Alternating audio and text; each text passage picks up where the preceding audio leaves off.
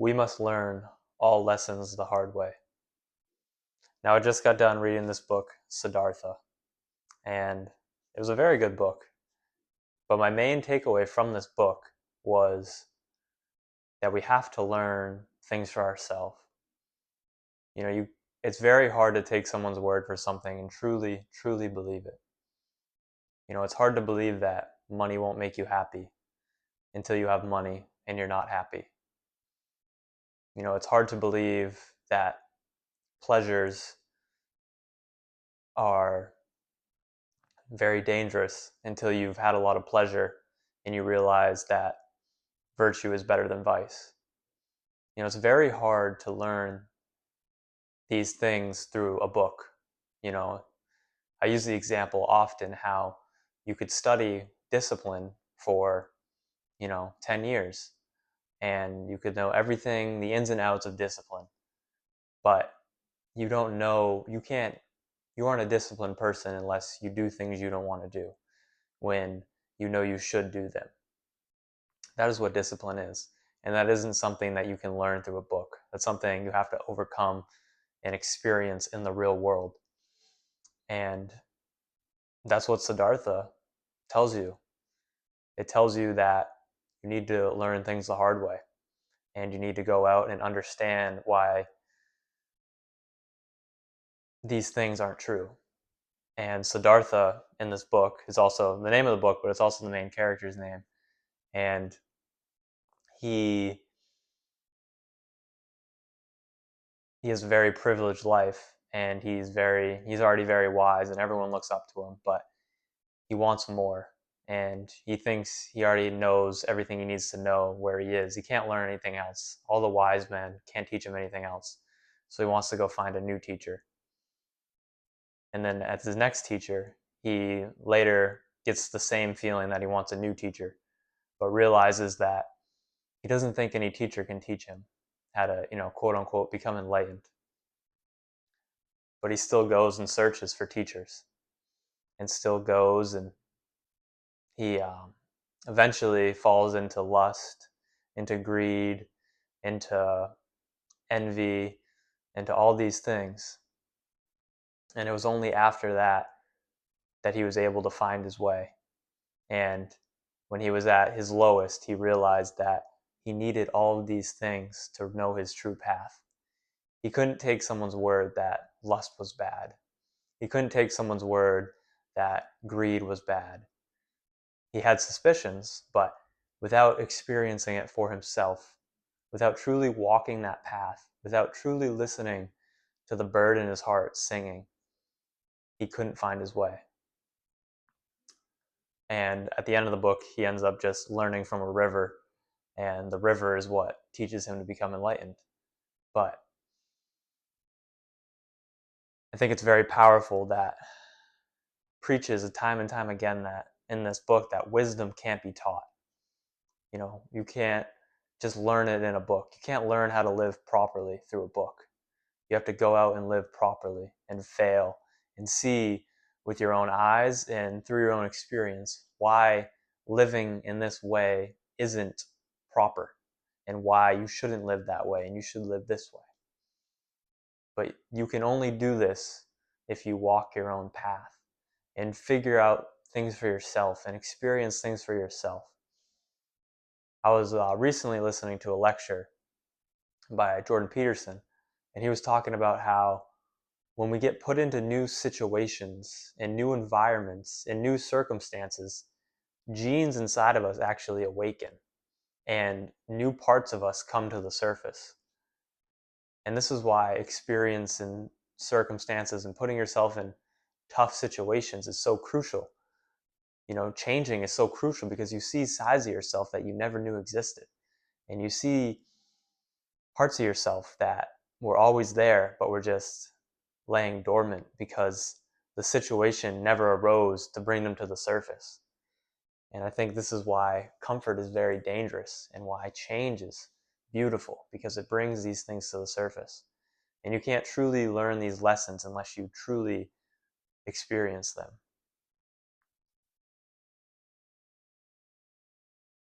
And that's why, going on there's the in the Western culture, there's the hero's journey, which a lot of people nowadays talk about, and that's what like every book and every movie's around. It's around the hero's journey, going, you get like the Lord of the Rings, where Bilbo leaves the Shire and um, goes on an adventure, and he gets changed from the adventure. He learns things about himself and about the world that he never knew, and he becomes a person that he never thought he could become because of the adventure and because of the experience.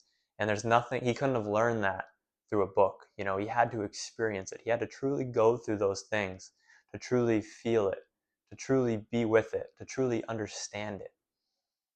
And in this book, Siddhartha says, wisdom can't be taught.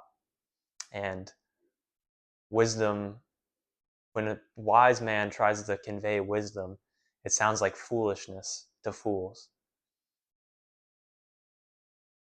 because you have to experience it for yourself. You can't just read it in a book. You can't read every book in the world and become wise, because it's truly how you live your life day to day. It's a lot harder to live than to know how to live. They're two very different things. And most people today, I don't think, know how to do either. But there's surely a lot of people who know how to live, but don't live the same way. You ask them what they should do and what they're doing, and they're different things. They're contradicting. And that's because they don't have enough experience in those situations to truly see that that's the right path, to truly walk that path.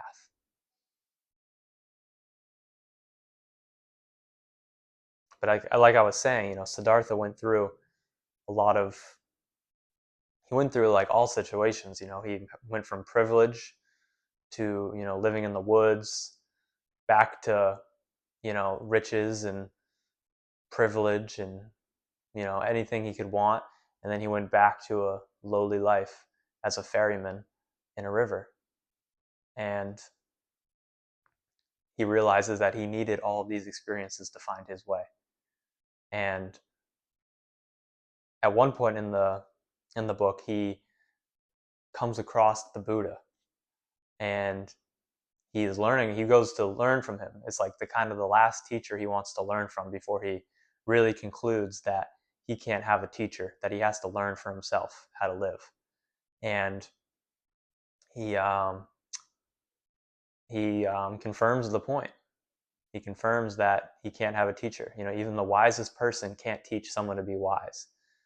It has to be learned for oneself through experience and by walking one's own path. And Siddhartha truly becomes wise in the end when he starts listening to his heart. He says the bird inside of him sings, and he finally listens to it again. The song of the bird got very dim in his heart, but it took him a while, but he finally started listening to it again. And that's when he started becoming wise. And I think that's profound, because you truly do have to listen to your heart and follow your path. Because if you don't follow that path, then you can never truly learn. Because if you make a mistake, but you weren't listening to your heart, you can always push the blame. You can say, well, I was just following what so-and-so said. And even if you don't say it out loud, you're saying it internally. So you can't truly learn the lesson. You're like, well, if I did what I wanted to do, this wouldn't have happened. It's because I followed the advice of so-and-so. But if you do exactly what you believe is right, and you follow your own path, and you're wrong, then you have no one to blame but yourself. And that's a beautiful thing, because then you can truly learn, and then you can truly understand why that happened and how you can overcome it in the future. But if you're never being honest with yourself and never walking the path that you're meant to walk, you live a life of pushing the blame, you live a life of what ifs, and the devil lives in what ifs. You don't want to be saying when you're older, what if I did that when I was younger? What if I listened to my heart? What if I followed my dreams? What if I did this? What if I did that? You don't want to be saying that stuff. You want to say, at least, I tried. I know. did my best. And it's a lot easier to accept your present circumstance when you know, looking back in the future, that you trusted yourself and you walked your own path because you know you tried and you gained all that experience. You gained all that knowledge firsthand. And that's the only way wisdom can be gained, is through firsthand experience. You can have a feeling of what it is, but until you truly experience it, it isn't truly engraved in you. And I think this is why that, we have to learn the lessons the hard way. Someone can tell you that, like I said in the beginning, money won't make you happy. Or you'd be better off if you got out of that relationship. Or, whatever, timeless wisdom that's been passed down generation to generation, that people continually make the same mistakes over and over and over again. It's because you can't learn those lessons the easy way. You have to learn them the hard way. You can't take people's words for these things. And when you do, in the future, you regret not trying. But if you just learn it the hard way, then you know, okay, I see. That is not the path. They were right. But at least you have experience backing it, and you're not just accepting that notion on blind faith. You truly understand why, and you truly understand the truth. And then when situations arise where it may be hard to stay on your course, you can look around at the other paths and say, well, I already went that way, and that didn't work out good. And I already went this way, and that didn't work out good. But I haven't gone this way. Let me stick to this path. Even though it's getting hard, even though it's getting challenging, my heart's telling me to stick to this path. And I've already tried these other paths, and I know they don't lead to the right way. So might as well stick to this path. But if you only take people's words and you stick to one path dogmatically your whole life, because that's what society says you should do, you'll always be looking at these other paths, and you'll always be wondering, is the grass really greener over there? And often the grass is greener because it's fake. And you can only realize that it's fake when you get close to it, because the grass is never greener on the other side. It's only an illusion, and it's a sad illusion because it allows you not to be happy in the present moment. And if there's one thing that philosophy has taught me, it's many things, but one thing for sure is that we're currently living in the good old days. And these are currently the good old days. No matter how much stuff I go through, and no matter what happens, these are currently the good old days. And I'll look back on these times with a warm heart, even though I don't accept these times with a warm heart all the time. But that's why I try to remind myself to want things to happen as they do, because we often get what we need, but not what we want.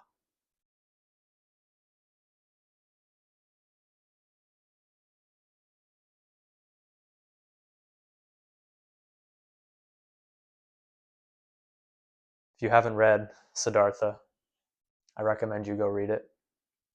It's a very short book, and it's pretty good. I usually don't read fiction books, but it's a good book. And like I said, you got to experience it for yourself. You can't take my word. I'm sure you'll get a different lesson if you read it for yourself. So get out there and go experience.